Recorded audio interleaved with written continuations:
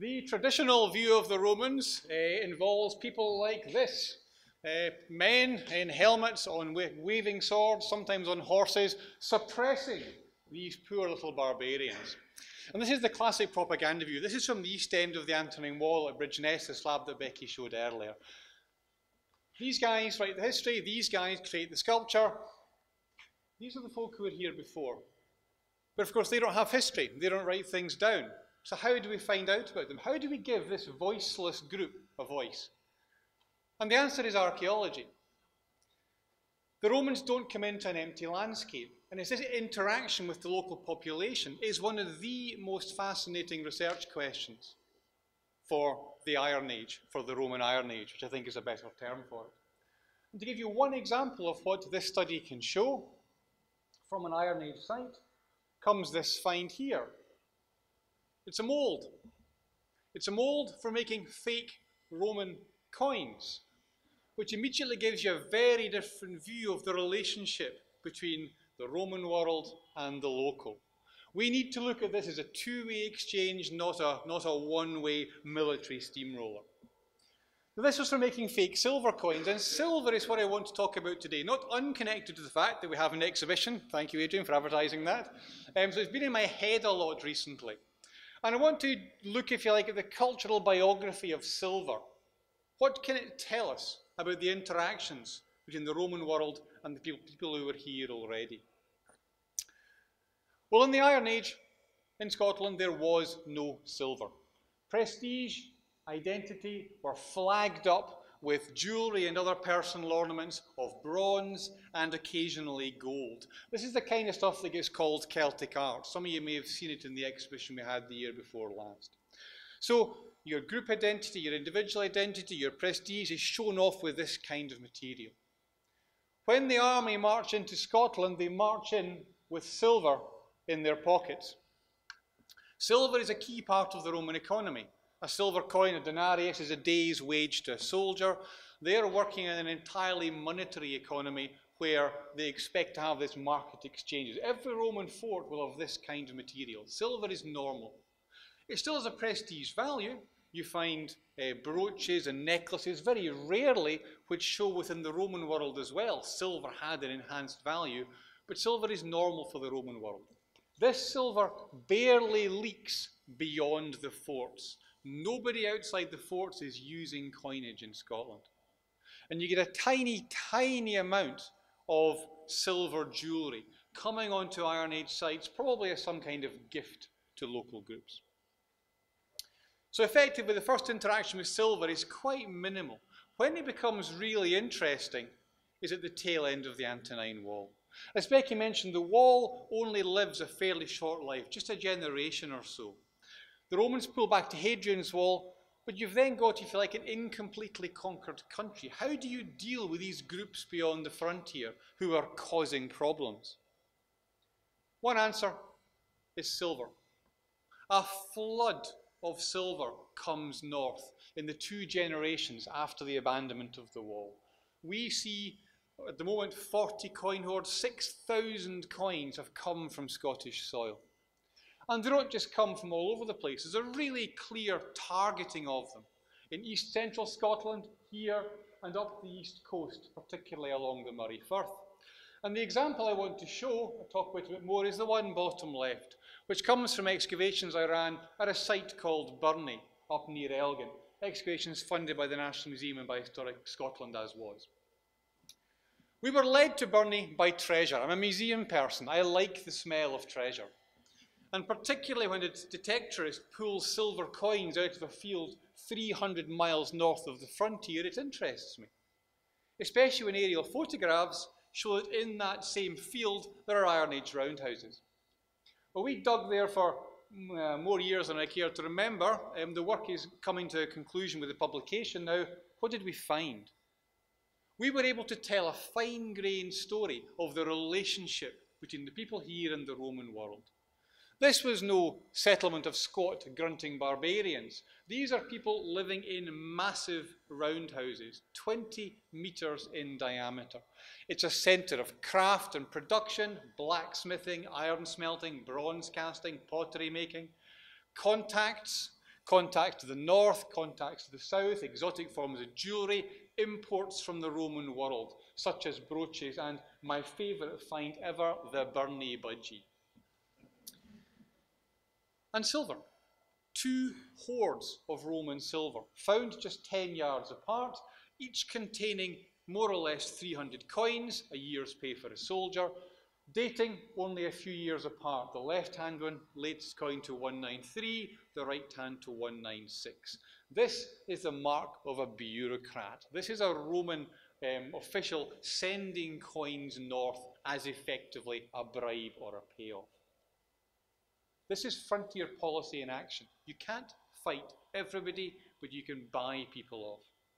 And in this Scottish context here, to understand it, we need to look internationally. As Becky said, we need to understand Roman Iron Age Scotland in a European perspective, because exactly this phenomenon, silver payoffs, is taking place from Ireland to the Black Sea at this time. Exactly this period. Silver as a diplomatic tool. What do you do with it? You can't spend it. There's no currency economy. No, that's true, but you can show off with it. It becomes a prestige good, a thing that you can use to show your power and connections and influence. This new exotic material, silver, which you've never seen before, stamped with the very face of the emperor. But this isn't just a bagatelle. This isn't a Roman giveaway. The Romans are playing politics here and trying deliberately to undermine these groups, giving and then taking away, favouring some and then the other. And when we look at the Iron Age archaeology, familiar for hundreds of years in this area, roundhouses and beads and metalwork, it collapses in the century or two after this. The Roman intervention, the dabbling with silver for the local societies was disastrous, I would say.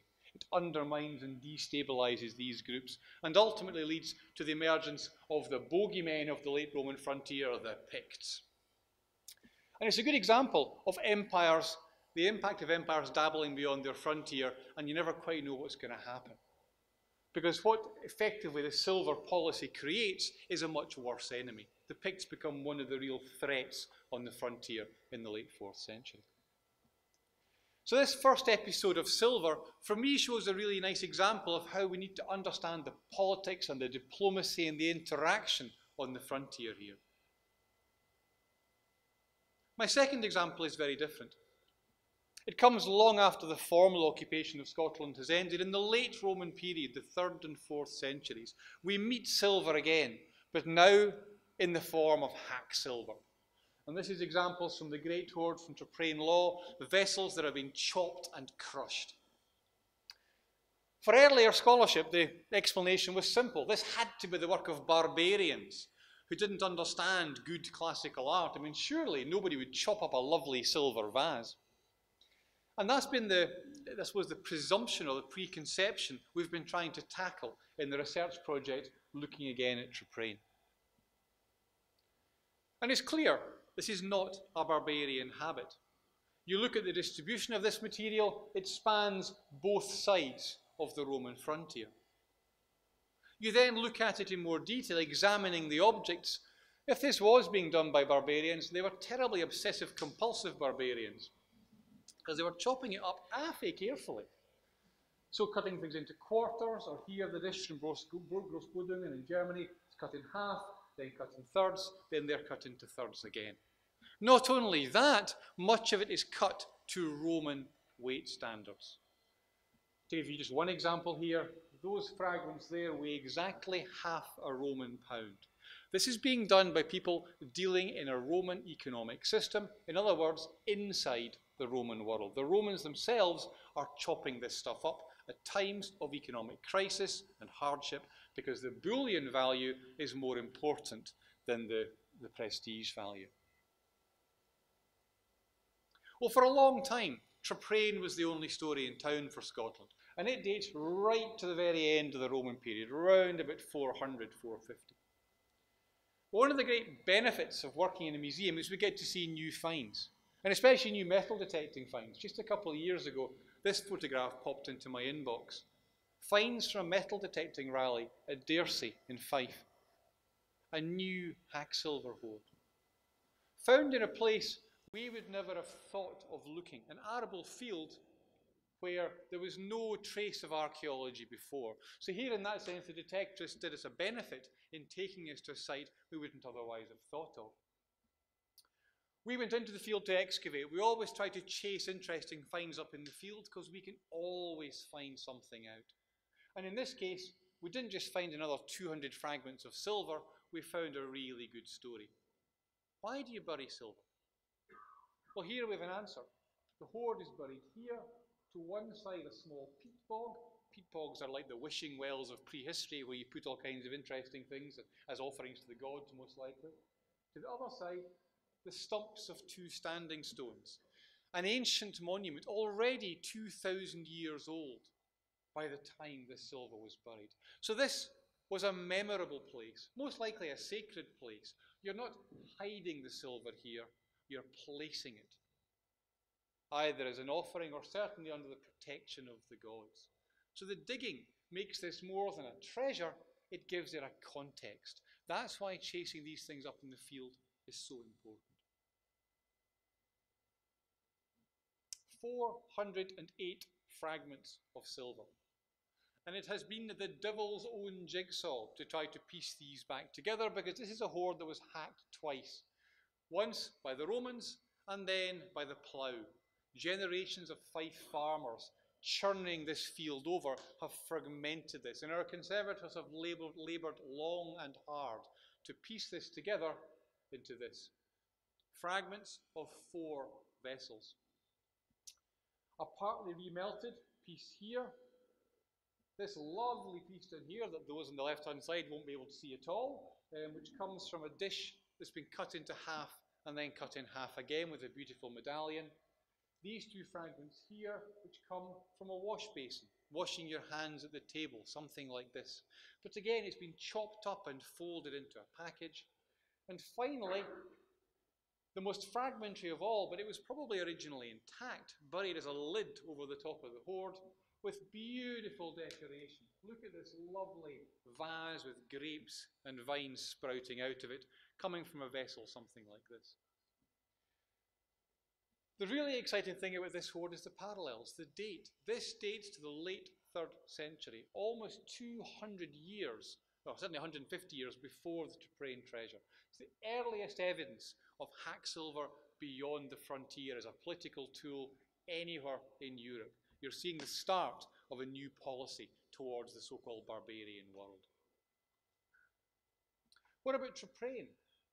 Well, Traprain is one of these sites which you can only describe in superlative. It's an amazing hill fort east of Edinburgh. I could wax lyrical about it for ages. I'm not going to, because time is pressing, and I will focus only on the bling. 23 kilograms of treasure. We photographed this for the first time for almost 100 years for the exhibition, and it looks incredible. Started its life, of course, as high-quality tableware. And you get an idea of a Roman dining service here. But the really interesting aspect of this is the lives it's gone through, the way it's been hacked and reused and recycled. So these 2 fragments here originally came from a dish 70 centimetres in diameter, one of the top 10 dishes from the Roman world. So initially they were spectacular. What really interests me is these 2 fragments weigh exactly 8 Roman ounces. So really good evidence for the thing being chopped to bits. So we see the lives of this Roman silver in a find like Traprain Law, but why does it end up on the site? Well, the map I showed you before was slightly disingenuous. Yes, there is hack silver on both sides of the frontier, but if you look at hoards dominated by hack silver, the red dots now, they are pretty much exclusively beyond the frontier.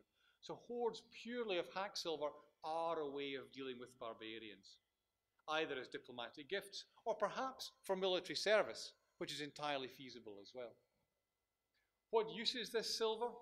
Well, the early coins, the denarius hoards, were never melted down, but this stuff came here as raw material, straight into the melting pot and turned it into local prestige goods, such as these spectacular neck chains. Now, these chains themselves, these massive silver chains, are themselves fascinating, because they are in some sense a hybrid between the Iron Age tradition of a torque and the late Roman tradition of its prestige neck ornaments in the Roman army. Perfect, if you like, for this frontier world where you've got bits of both going on. And they're typical of southeastern and northeastern Scotland.